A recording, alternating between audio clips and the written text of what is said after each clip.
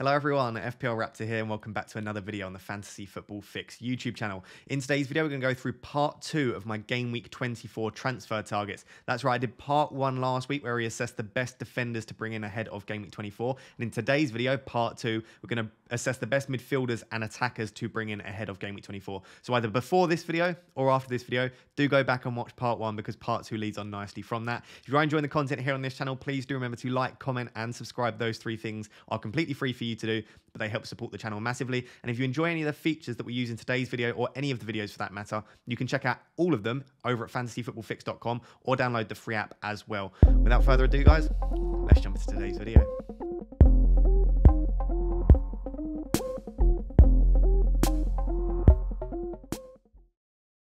So we're going to start with the 2 big guns, the 2 on the thumbnail for this video, and that is Kevin De Bruyne versus Bruno Fernandes. Now, a lot of you might already own one of these players, in which case you can sit back and see how they compare to the other. But if you don't already, it might be that you were waiting to bring in Salah, and that's the case with myself. I sold Ronaldo last week. I've got no premium in my team, but 6 million in the bank, and the plan was to bring Salah back in from AFCON because we assumed that Egypt wouldn't make it past the quarters. Now, of course, Egypt have made it to the semi-finals now, which means there is a reasonable likelihood that Salah might not be back before Game Week 24. So the semi-final, got the information in front of me. The semi-final is Thursday, the 3rd of February at 7 p.m. However, even if they lose that semi-final, they've got a 3rd place playoff on exactly the same day as the final. So the final is on Sunday, the 6th of Feb at 7 p.m. and the 3rd place playoff is Sunday, the 6th of Feb at 4 p.m. So regardless of whether Salah and Egypt make it through to the final, they will be playing on the 6th of February. Liverpool then play on the 10th of February, which could become an issue. Therefore, there's only Monday, Tuesday, Wednesday for him to get back.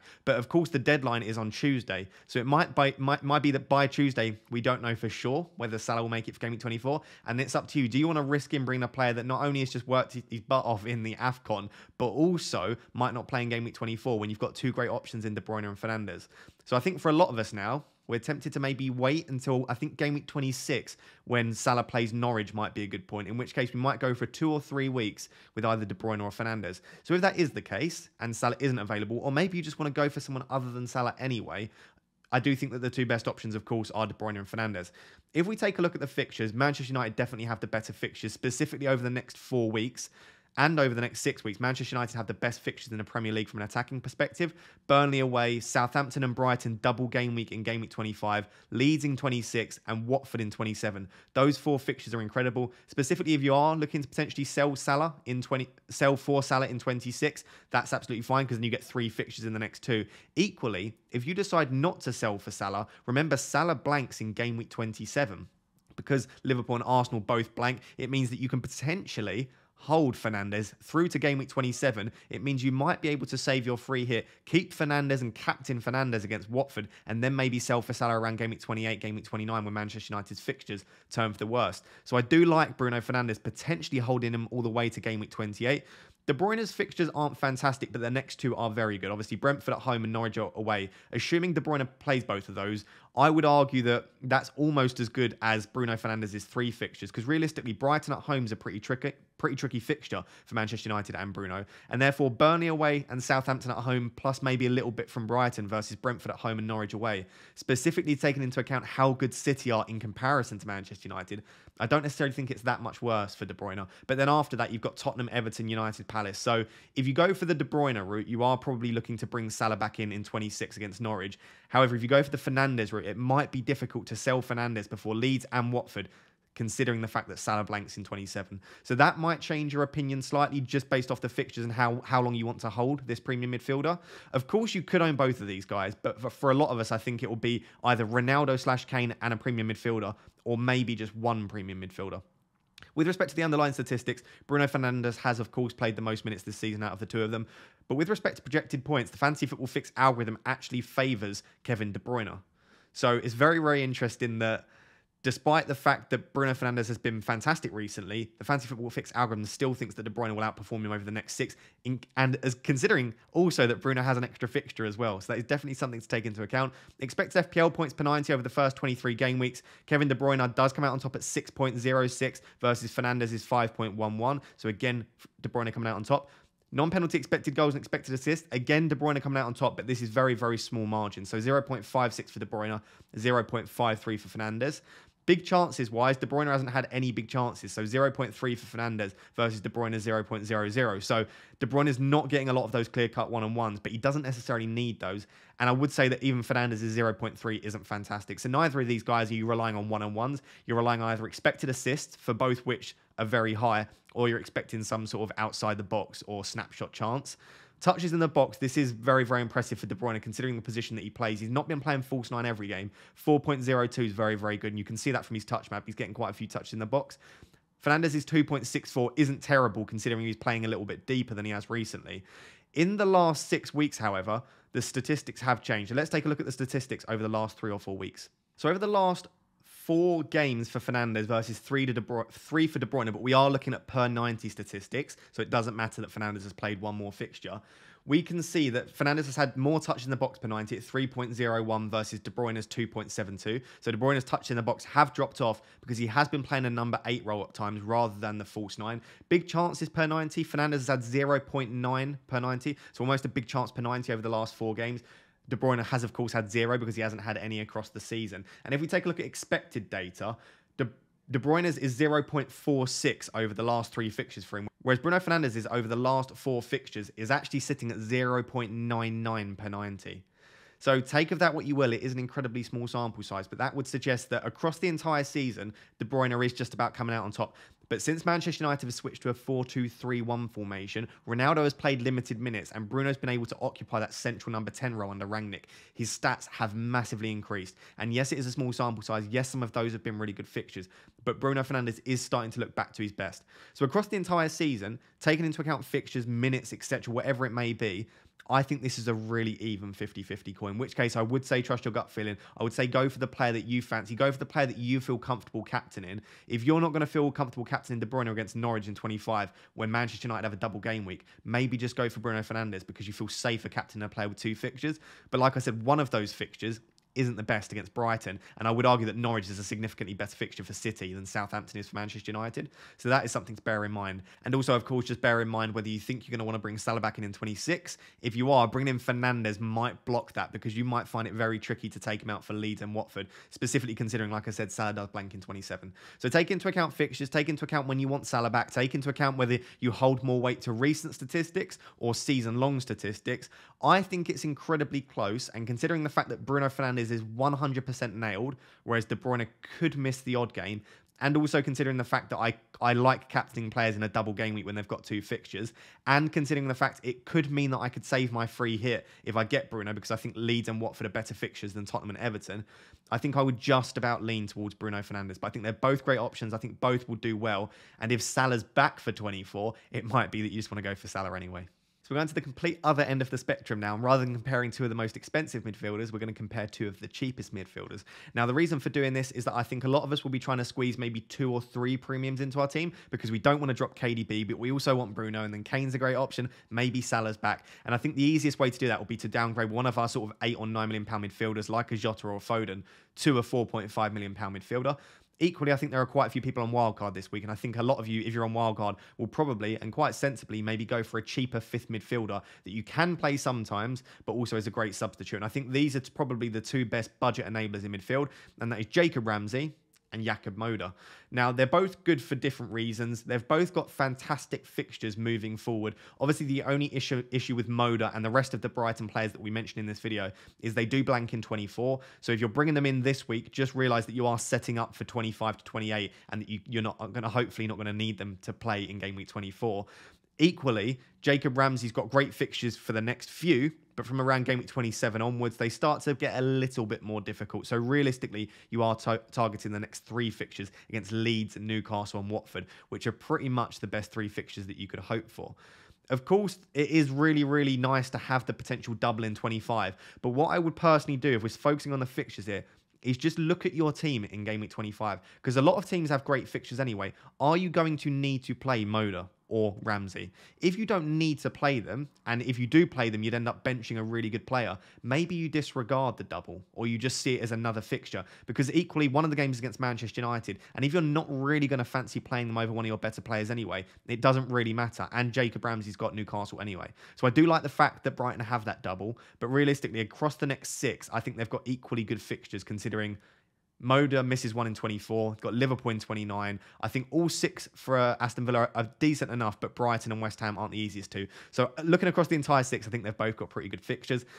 With respect to Villa, though, they've also got 2 really nice fixtures to be rearranged. So if this is a long-term move and you're not going to want to change this 5th midfielder to option, not only have Villa got good fixtures over the next sort of 4 to 6 weeks, they've also got Leeds and Burnley to be rearranged, whereas Brighton only have Tottenham, and that's not the easiest fixture anyway. So that's something to bear in mind as well. They've both played a similar amount of minutes. The Fantasy Football Fix algorithm fancies them both to score a similar amount of points over the next 6 weeks, just about favouring Jacob Ramsey. Expected FPL points per 90, Ramsey does just about come out on top versus Moda's 3.18. Ramsey is scoring 4.16, so almost an extra expected FPL point per 90. Of course, over an entire season, that's an extra expected 38 points. But considering this might only be for 6 to 8 weeks, that's not a massive difference between the two. And equally, their non-penalty expected goals and expected assists are basically identical. 0.26 for Moda, 0.24 for Jacob Ramsey. So I don't think there's enough to split them there to really say I fancy one over the other. But it is interesting. We're all talking about Ramsey, but Moda is actually slightly outperforming him for expected goal involvement per 90. Big chances per 90, again, very, very similar. Moda just coming out on top. Touches in the box per 90. Moda's coming out quite significantly on top here.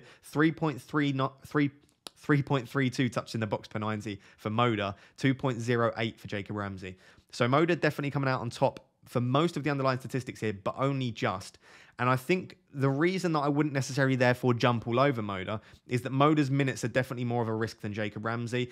I do think that Moda's fairly now for the time being, and he is playing out of position, potentially on the left sometimes. He did play up front recently as well. So assuming he continues to get minutes, and he has been performing well enough to deserve them, I do think that Moda might just about be the better option over Ramsey. But when I do take into account minutes, when I also take into account the fact that they've got 2 really nice fixtures to be rearranged, and therefore probably 2 quite nice doubles coming up, I think I would just about lean towards Jacob Ramsey. That being said, the reason for doing this is to say, don't always just take popular opinion, because no one's really discussing Moda. Everyone's discussing Jacob Ramsey. And just consider doing some of your own research and thinking, are there potentially any other options? And I mean, you could equally, if you really wanted to squeeze 3 premiums in, you could go for Ramsey and Moda as a 4th and 5th midfielder, and most weeks maybe play like a 4-3-3, or potentially play a 4-4-2, and most weeks you might have to end up starting a Ramsey or a Moda. But if you can rotate them well and they both maintain their place, that could be fairly decent. So I'll leave it there because I know not that many people be interested in the cheaper midfielders. I think I would just about lean to Ramsey, but if you've already got a few Villa players or you don't fancy Ramsey, I do think the Moda is a fantastic option. Let me know down below if you've got any other budget gems that you've seen in your own research as well. So we've got 2 more pretty big differentials here, and we've just moved up slightly more expensive. For those of you that still want a pretty cheap 5th midfielder, but you don't want to go all that way down, or potentially you've already got like a Ramsey and you want a slightly cheaper 4th midfielder, I would argue that these are arguably 2 of the best options around this price. The only other 2 that I have not listed here that I think are 2 brilliant options as well is maybe Martinelli, if you can take the fact that he's got 2 blanks, 1 in 25 and 1 in 27. If you don't have to play him in those weeks, I like Martinelli at 5.4 million. And I also like, assuming that Frank Lampard can get something out of that Everton team, I like Demarai Gray at 5.5 million still. Nice fixtures coming up. 3 good fixtures to be rearranged as well. They've also signed now Dele Alli and Van der Beek on, at the time of recording, it looks like both those moves will go through. So they're adding to their squad, new manager bounce, good fixtures to be rearranged. Calvert-Lewin looks pretty fit, although he's not quite back to his best. I just fancy Demarai Gray to do fairly well, assuming he maintains the formation and still plays with wide men and he doesn't go to a narrow formation. So Martinelli and Gray are 2 other options. The 2 that I've got here, though, are Olise and McAllister. Now, again, for similar reasons, I think I think they're both fantastic options. I won't say who I prefer now, but I think they're both fantastic options in their own right. Of course, we've spoken about Brighton's fixtures. Crystal Palace have fantastic fixtures as well. Norwich and Brentford in the next 2 are really, really good fixtures. They've basically got the reverse of the Man City fixtures, which is Brentford and then Norwich. It's pretty much an equal split. They've got 3 really nice fixtures in the next 6, and they've got 3 really tricky fixtures, Crystal Palace. So they've got Norwich and Brentford, then Chelsea. Burnley's a great fixture, but then Wolves and City. So I guess what this comes down to, potentially even more so than the underlying statistics, is can you get away with benching Olise in 26, 28 and 29? If you can, I think he's a fantastic option, as we'll discuss in a second. However, if you need your player in 26, 28 and 29, and the only way you know this is by planning ahead, then Olise is probably not a fantastic option. Equally, if you need a player in Game Week 24 and Game Week 29, I don't think McAllister is probably the best option. So you need to plan ahead and look when you think you might need these rotating players in. With respect to the underlying statistics, McAllister has played more minutes this season. Olise has only played a limited amount of minutes, so it's difficult to draw conclusions. Projected points-wise, McAllister definitely comes out on top due to the double game week, but also due to the fact that Olise is not quite nailed in that side yet, and as a result, the Fantasy Football Fix algorithm doesn't predict him to start every single game. But expected FPL points per 90, and also non-penalty expected goals and expected assists per 90, Michael Olise definitely comes out on top here because his 6.22 is absolutely fantastic. McAllister's 5.68 is also pretty impressive. But Olise's 0.54 expected goal involvement per 90 versus McAllister's 0.35 is a stark difference. That's a 0.19 increase on McAllister, and that is substantial. And therefore, I think looking at that, Olise might be the one to own. What I would say with that is that a lot of Olise, 0.42 of that statistic, is made up through expected assist. So Olise's not a fantastic goal threat. He's not going to get into that many goal-scoring opportunities, but he's very, very creative, creating a lot for his teammates. The likes of Edouard and Zaha are likely to finish those opportunities as well. So you are likely to get more assists than you are goals with Olise, but that's not necessarily an issue for 5.4 million. Big chances per 90. McAllister 0.43 is actually really impressive, whereas Olise's 0 isn't. And it's similar to De Bruyne, where they're creating a lot, but not necessarily getting those goal-scoring opportunities. However, touches in the box, Olise does come out on top at 3.9 versus McAllister's 2.67. So each of them have their pros, each of them have their cons. What I don't like about Olise is, like I said, it's very, very much taken up through the creativity, and I don't think you're going to get many goals with him.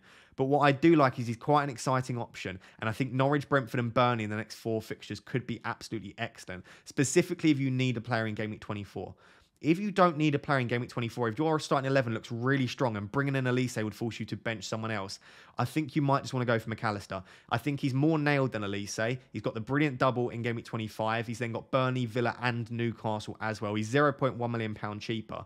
So I think if you need the player in 24, I'd probably go for Olise. Or if you'd like a player in 24, maybe Olise. I think if you don't need him in 24, you maybe just go for McAllister for the nailed minutes, the double game week, and the pretty decent fixtures from 26 to 28 as well. Let me know down below if either of these interest you, or there are any other sort of mid-price midfielders around that sort of Damari Gray, Martinelli price as well. Always interested to hear. Cornet is another one, but the fixtures aren't great, so I think I'd rather wait until those doubles and potentially triple game weeks are in out. So Olise and McAllister probably my top 2 choices in and around that price. So I normally only do 6 players, but I thought I'd do one extra pair of comparisons here because it's just another Crystal Palace player versus Brighton player. But rather than it being McAllister versus Olise, it's Maupay versus Edouard. Now, the reason for this, again, is that the strikers are absolutely naff at the moment in FPL. No one really wants them. A lot of people aren't really wanting to pay up to the prices of Antonio, Calvert-Lewin and Watkins because they're just not delivering at the moment. And I do think that Watkins, Calvert-Lewin and Antonio are all good options, but I know a lot of us will probably already own them. They're fairly obvious options to suggest. So what I thought I'd do is just suggest maybe a pair that are slightly cheaper, 6.5 million for Edouard and Maupay. So I just thought I'd discuss them. So the fixtures we've already discussed. So this is just going to be a straight up comparison in the underlying statistics. With respect to minutes played, Maupay's played slightly more minutes. He's also projected to get slightly more points. Again, that's probably because he's slightly more nailed, likely to play 90 minutes, whereas Edouard has been coming off early in the last few fixtures, coming off around sort of the 60, 70 minute mark. So with Maupay, you're more likely to get those nailed minutes. Expected FPL points per 90, though, Edouard does come out on top versus Maupay at 5.25. Versus 4.47. Non-penalty expected goals and expected assists. Again, Edouard does come out on top, but this is quite a subtle difference. And again, if you're only bringing these players in for a few weeks, this sort of difference won't really change too much, will change the end outcome too much based on the underlying statistics. Big chances per 90, though. Edouard is at 0.77 per 90 versus Maupay 0.54. And Edouard is getting a very impressive 5.4 touches in the box. Maupay's 4.8 too is even very impressive as well, but definitely very impressive for Edouard. So I guess underlying statistics-wise, I think I would just about lean to Edouard. The only thing that does put me off slightly is that I don't think his minutes are 100% nailed. I do think he should continue to start because he's looked really good, but he's definitely prone to an early substitution. And if you consider the fact that Maupay's got a really nice double game week, I think you might want to lean to Maupay for safety versus Edouard for the slightly riskier, more exciting pick. And I guess that's the conclusion I'd come to for Olise versus McAllister. So I think the 2 Watford boys, and the 2 Palace boys, I should say, are really, really exciting options in Olise and Edouard. But I think if you want a slightly safer option and you'd quite like players for the double game week, of course, I don't mind Maupay and McAllister. But I think the way that I like to take risks, I think these are the sort of decisions where I like taking risks. And I think there are other points when you don't take risks, such as with captaincy when Salah's got a great fixture.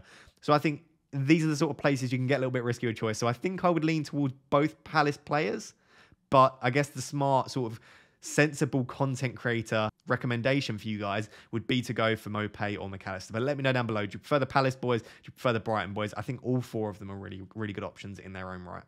So guys, there you have it. Those are 8 potential attacking options ahead of Game Week 24/Game Week 25 if you take into account the double game week. As I said, I did record part 1 last week where we discussed different defenders. So if you're interested in some defensive transfer options, do go back and watch that. It was recorded just before the double game week announcement, so you might want to chuck someone like a Cucurella in there as well. But I do think that all of the players that I mentioned in there are still fantastic options. If you're enjoying the content here on this channel, please do remember to like, comment, and subscribe, as we always say. And also, if you like any of the stuff that we do, the fixture analyzer, the touch maps, the player statistics, whatever it may be, do head over to fantasyfootballfix.com and you can find all of that stuff for yourself and start doing your own research to hopefully shoot you up the ranks towards the back end of the season. Until next time, guys, thank you so much for watching. Cheers. Bye-bye.